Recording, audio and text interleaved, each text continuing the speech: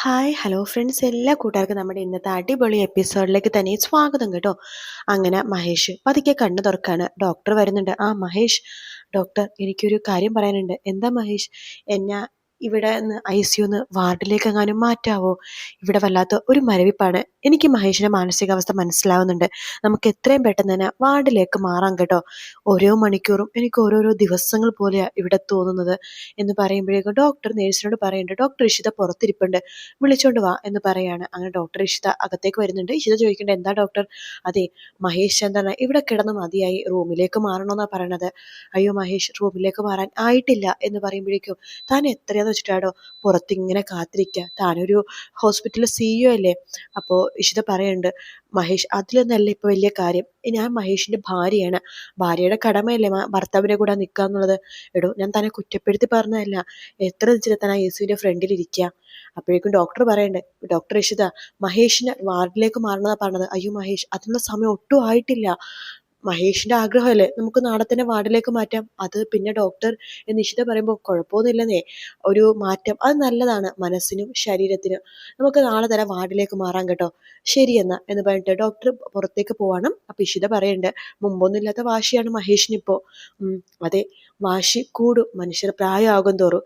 മനുഷ്യരുടെ വിചാരം എന്താണെന്നറിയാവോ? ഭയങ്കര ബുദ്ധിമാനാണെന്ന്. അവര് സമയം ഇങ്ങനെ വേസ്റ്റ് ചെയ്തുകൊണ്ടിരിക്കും. പിന്നീടാണ് മനസ്സിലാവുന്നത് നമുക്ക് തിരിച്ചു പിടിക്കാൻ പറ്റുന്നത് ഒന്നേ ഉള്ളൂ, നമ്മൾ ചിലവാക്കിയ നല്ല നല്ല നിമിഷങ്ങൾ, വേസ്റ്റ് ചെയ്ത് കളഞ്ഞ സമയങ്ങൾ. അത് മാത്രമേ നമുക്ക് പിന്നീട് ചിന്തിക്കുമ്പോൾ കുറ്റബോധം തോന്നാറുള്ളൂ. എത്ര സമയം നമ്മൾ വേസ്റ്റ് ചെയ്ത് കളഞ്ഞത്. ഇനി ഞാൻ ഒരിക്കലും വേസ്റ്റ് ചെയ്ത് കളയില്ല സമയം, കാരണം ഇത് മഹേഷിന്റെ രണ്ടാം ജന്മമാണ് എന്നൊക്കെ പറഞ്ഞിട്ട് ഇഷിതയുടെ കയ്യിലേക്ക് പിടിക്കുകയാണ് മഹേഷ്. ഇഷിത പറയുന്നുണ്ട്, മഹേഷ് അധികം സംസാരിക്കേണ്ട, മഹേഷ് ഉറങ്ങിക്കോ, ഞാൻ ഉറങ്ങുന്ന വരെ താൻ ഇവിടെ നിന്ന് പോവല്ലോ കേട്ടോ എന്ന് മഹേഷ് പറയാണ്. മഹേഷിന്റെ കൈ തലോടി കൊടുക്കുകയാണ് ഇഷിത. പതുക്കെ മഹേഷ് കണ്ണടയ്ക്കുന്നുണ്ട്. മഹേഷ് ഉറങ്ങിയപ്പോഴേക്കും ഇഷിത പതുക്കെ ഒന്ന് കരയുവാട്ടോ. പിന്നീട് ഇഷിത അച്ഛനെ വിളിക്കുന്നുണ്ട്. അപ്പൊ അച്ഛൻ ചോദിക്കുന്നുണ്ട്, ആ ഇപ്പൊ മോൾക്ക് സമാധാനായല്ലോ? ഓ, എപ്പോഴാണ് സമാധാനായത്? എന്തായാലും എൻ്റെ മോൾക്ക് സമാധാനായല്ലോ അല്ലേ? ശരി, ഞാൻ അമ്മയടുത്ത് പറയാം, ഫോൺ വെച്ചോ മോള് എന്ന് പറഞ്ഞിട്ട് ഫോൺ വെക്കാണ് മാഷ്. ശേഷം പ്രിയാമണി എന്ന് വിളിക്കുമ്പോൾ സുചിത്ര വരുന്നുണ്ട്. എളയമ്മ പൂജാ റൂമില്. ആഹാ, അയാള് സന്ധ്യക്ക് മുമ്പ് പൂജാ റൂമിൽ കയറിയതാണ്. അയാളെ വിളിക്ക്. എന്താ ലേച്ച? ഇഷിതേച്ചിയാണ് വിളിച്ചത്. എന്താ വിശേഷം? നല്ല വിശേഷം തന്നെയാണ്, അയാളെ കൂടി വിളിക്കുക, ഒരുമിച്ച് പറയാം എന്ന് പറയാണ്. അങ്ങനെ സുചിത്ര പ്രിയാമണി വിളിക്കുന്നുണ്ട്. പ്രിയാമണി പ്രാർത്ഥനയും കരച്ചിലൊക്കെ ആയിട്ട് പൂജാ റൂമിലാണ് കേട്ടോ. ഇളയമ്മ ഇതേ ഇളയച്ചും വിളിക്കുന്നുണ്ട്. ഹോസ്പിറ്റലിൽ നിന്ന് ഇഷിതേച്ചി വിളിച്ചിരുന്നു. അയ്യോ, എന്താ പറഞ്ഞത്? പേടിക്കാനൊന്നുമില്ല, സന്തോഷ വാർത്തയാ, ഇളയമ്മടുത്ത് വരാൻ പറഞ്ഞു. എൻ്റെ ഭഗവാനെ, സന്തോഷ വാർത്തയാണല്ലോ എന്ന് പറഞ്ഞിട്ട് വേഗം തന്നെ നമ്മുടെ പ്രിയാമണി ചോദിക്കണ്ടേ, എന്താ മാഷെ, എന്താ മോള് പറഞ്ഞത്? അതെ, ഒരു സന്തോഷ വാർത്തയാ, നാളെ രാവിലെ തന്നെ മഹേഷിനെ വാർഡിലേക്ക് മാറ്റുക. സത്യമാണോ? അതെ. ഓ, എന്തൊക്കെ പറയാനും ICUനുള്ളിൽ നിന്ന് മാറ്റുമെന്ന് കേട്ടപ്പോൾ മനസ്സിന് വല്ലാത്തൊരു ആശ്വാസം. ഞാൻ ഈ സന്തോഷ വാർത്ത ഭഗവാനോട് പോയി പറയട്ടെ എന്ന് പറഞ്ഞിട്ട് പ്രിയാമണി വേഗം തന്നെ പൂജ റൂമിലേക്ക് പോവാണ്. സുചിത്ര പറയുന്നുണ്ട്, പാവളയമ്മ, ഭഗവാനോട് പറഞ്ഞാൽ മാത്രമേ ഭഗവാൻ പ്രാർത്ഥന കേൾക്കുന്ന വിചാരം, പക്ഷെ ഭഗവാൻ എല്ലാം നേരത്തെ കേൾക്കുന്നുണ്ടെന്ന് ഇളയമ്മക്ക് അറിയില്ലല്ലോ. ആ, അവളുടെ വിശ്വാസം അവളെ രക്ഷിക്കട്ടെ. നാളെ എന്തായാലും വാർഡിലേക്ക് മാറ്റുമ്പോഴേക്കും നമുക്ക് പോയി കാണാൻ പറ്റുമല്ലേ? അതൊക്കെ കാണാൻ പറ്റുമായിരിക്കും. പിന്നെ ഒബ്സർവേഷൻ വാർഡാണ്, അതുകൊണ്ട് നിയന്ത്രണം ഉണ്ടാവും, നമുക്ക് നോക്കാം എന്ന് പറയാണ്. പിന്നീട് കാണിക്കണത് ഇഷിതേനെയാണ് കേട്ടോ.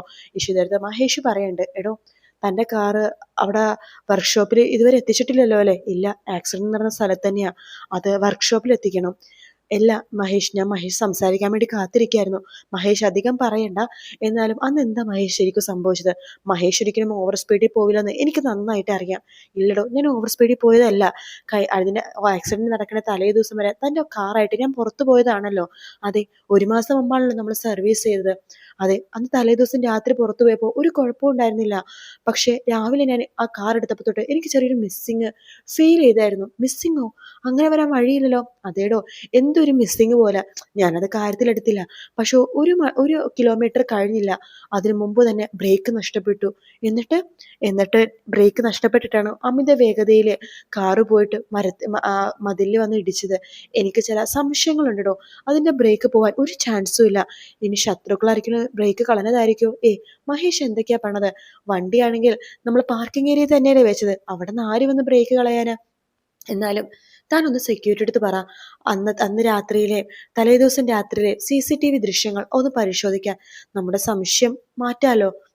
പിന്നെ പോലീസിൽ ഞാൻ വിവരം അറിയിക്കണം എന്ന് പറയാണ്. ശരി മഹേഷ്, ഞാൻ ചെയ്തോളാം. മഹേഷിന് അധികം സംസാരിക്കണ്ട, കിടന്നോളൂ.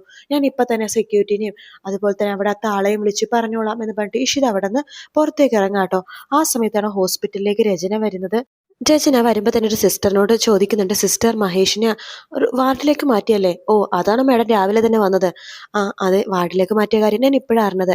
സിസ്റ്ററുടെ പേര് നീനു എന്നല്ലേ? അതെ. ആ, ഇപ്പൊ റൂമിൽ ഇഷിതയുണ്ടോ? ആ, ഡോക്ടർ ഇഷിത ഉണ്ടല്ലോ മഹേഷ് സാറിന്റെ കൂടെ. എന്താ എന്ന് ചോദിക്കുമ്പോ, അത് പിന്നെ മഹേഷിന്റെ, എനിക്കറിയാം നിങ്ങൾ ആദ്യ വൈഫായിരുന്നു അല്ലേ? അതെ. ഇഷിത ഇവിടെ ഇല്ലാത്ത സമയത്ത് സിസ്റ്ററിനെ എന്നെ ഒന്ന് വിളിച്ചു പറയാമോ? ആ സമയത്ത് ഞാൻ മഹേഷിന്റെ കൂടെ നിൽക്കാം. എനിക്ക് മഹേഷിനെ അത്ര ഇഷ്ടമാണ്. എൻ്റെ 2 കുട്ടികളുടെ അച്ഛനല്ലേ? അപ്പോൾ ഞാനും മഹേഷിന്റെ കാര്യങ്ങൾ നോക്കണ്ടേ? അയ്യോ മാഡം, ഇവിടുത്തെ കാര്യങ്ങളൊക്കെ വിളിച്ചറിയിക്കാൻ എനിക്കൊരു പരിധിയുണ്ട്. കാര്യം എനിക്ക് ഇവിടുത്തെ കാര്യങ്ങൾ നോക്കണ്ടേ? വെറുതെ വേണ്ട നീനു സിസ്റ്റർ. സിസ്റ്ററിനെ വേണ്ടത് ഞാൻ തരാം. സിസ്റ്ററിന്റെ മൊബൈൽ നമ്പറും തന്നാൽ മതി. ശരി. പോകുന്ന സമയത്ത് മാഡം എന്നെ വന്ന് കണ്ടാൽ മതി. ഞാൻ മൊബൈൽ നമ്പർ തരാം. ശരി എന്ന്, വളരെ നന്ദിയുണ്ട് എന്ന് പറഞ്ഞിട്ട് രചന വേഗം തന്നെ മഹേഷിന്റെ റൂമിലേക്ക് പോവാട്ടോ. ആ സമയത്ത് ഇഷിത മഹേഷിന് ജ്യൂസ് കൊടുക്കാണ്. കുടിക്ക് മഹേഷ്. വേണ്ടാനിട്ടാടോ മഹേഷ്, ഭക്ഷണം കഴിക്കാൻ സമയമായിട്ടില്ല അതുകൊണ്ടിട്ടല്ലേ? ഓ, അല്ലെങ്കിൽ വിശപ്പൊന്നുമില്ല, എനിക്ക് ജ്യൂസ് വേണ്ട, ഇച്ചിരി കുടിക്ക് എന്ന് പറഞ്ഞിട്ട് കുറച്ചുകൂടി ജ്യൂസ് കുടിപ്പിക്കുകയാണ്. ആ സമയത്താണ് അവിടേക്ക് രചന വരുന്നത്. രചന പറയുന്നുണ്ട്, മഹേഷിനെ ICU പോയി അന്വേഷിച്ചപ്പോഴാണ് വാർഡിലേക്ക് മാറ്റിയെന്ന് പറഞ്ഞത്. മഹേഷിന് ഇപ്പോൾ ഓക്കെ ആണല്ലോ അല്ലേ? മഹേഷ് ICU കിടന്ന സമയത്തൊക്കെ ഞാൻ പുറത്തുണ്ടായിരുന്നു. രചന ഇടയ്ക്ക് വന്ന് കണ്ടതൊക്കെ ഞാൻ ഓർക്കുന്നുണ്ട്. ആ, ആപത്ത് സമയത്ത് രചനയാണ് ആദ്യം ഓടിയെത്തിയത് കേട്ടോ മഹേഷ് എന്ന് ഇഷിത പറയാണ്. എന്നിട്ട് രചനനെ ഒന്ന് നോക്കുന്നുണ്ട്. അപ്പൊ മഹേഷ് പറയുന്നുണ്ട്, ശത്രു വീണ സമയത്ത് ശത്രുത ഒഴിവാക്കുന്നതാണ് മനുഷ്യർക്ക് നല്ലത്. എന്തായാലും എൻ്റെ മോൻ്റെ എൻ്റെ മോൻ്റെയും മോളുടെയും ഡാഡിയല്ലേ മഹേഷ്? എൻ്റെ മോന് മഹേഷിന്റെ സ്വഭാവം മനസ്സിലായി. മഹേഷ് എന്താണെന്നോ നല്ലതാണെന്നോ അവനെ മനസ്സിലാക്കിയോണ്ടാ അവൻ മഹേഷിന്റെ അടുത്തേക്ക് വന്നത് എന്ന് പറയുമ്പോഴേക്കും ഇഷിത പറയുന്നുണ്ട്, രചനയും മഹേഷിനെ മനസ്സിലാക്കിയെന്നാണ് ഞാൻ കരുതുന്നത്.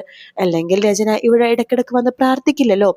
പിന്നെ മാത്രല്ല, സന്തോഷിക്കുന്നതിന് പകരം സങ്കടപ്പെടുകയല്ലേ വേണ്ടത് എന്ന് പറയുമ്പോഴേക്കും മഹേഷ് പറയണ്ടേ, എന്തായാലും എനിക്ക് വേണ്ടി പ്രാർത്ഥിച്ചവർക്കൊക്കെ എനിക്ക് നന്ദിയുണ്ട് എന്ന് പറയാണ്.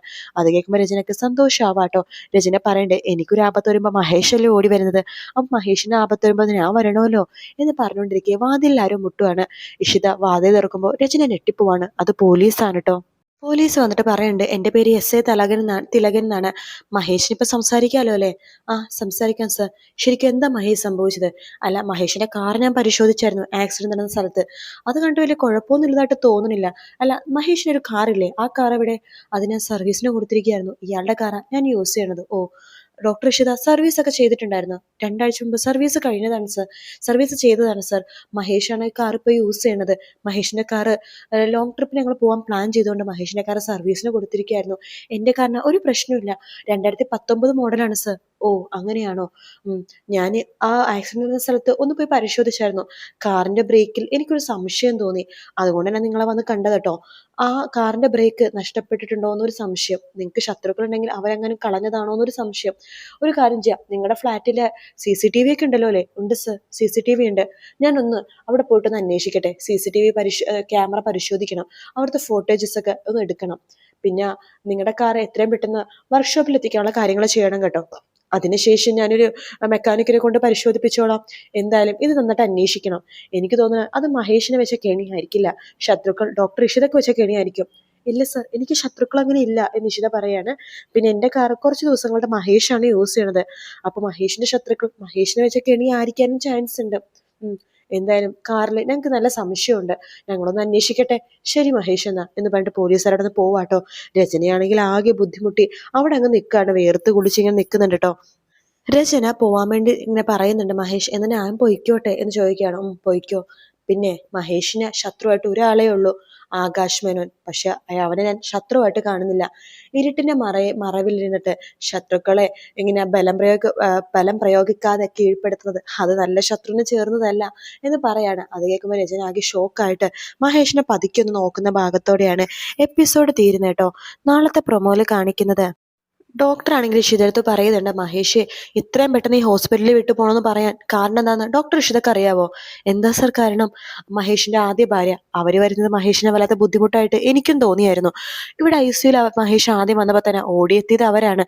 അതേ പിന്നെ മഹേഷിന് ഒരു സമാധാനം അവര് കൊടുത്തിട്ടില്ലെന്ന് എനിക്ക് തോന്നി. മഹേഷിന്റെ മനസ്സിന്റെ മാനസികാവസ്ഥ കൊണ്ടിട്ടാണ് മഹേഷ് ഇവിടെ നിന്ന് പോണോന്ന് പറയണത് എന്നിങ്ങനെ പറയുന്നുണ്ട്. ശേഷം ഇഷിത മഹേഷിന്റെ അടുത്ത് വരുന്നുണ്ട്. എന്നിട്ട് പറയുന്നുണ്ട്, അതെ, ഏതാണ് മഹേഷിന്റെ 2 കുട്ടികളുടെ അമ്മ എന്ന് പോസ്റ്ററിലാണ് അവളിവിടെ വരുന്നത്. എന്തായാലും അത് സത്യമാണല്ലോ. ഹീറോയുടെ പോസ്റ്റ് അതല്ലേ 2 കുട്ടികളുടെ അച്ഛൻ. കൊള്ളാം, നല്ല പോസ്റ്റ് എന്നിങ്ങനെ മഹേഷ് പറയാണ്. അപ്പൊ പിന്നീട് രചന ഇങ്ങനെ കാറിൽ ഇങ്ങനെ കയറാൻ പോകുമ്പോഴേക്കും പുറകേന്ന് ആരോ വിളിക്കുന്നു കേട്ടോ. ആ ഒരു ഭാഗത്തോടെയാണ് പ്രൊമോ തീരുന്നത്.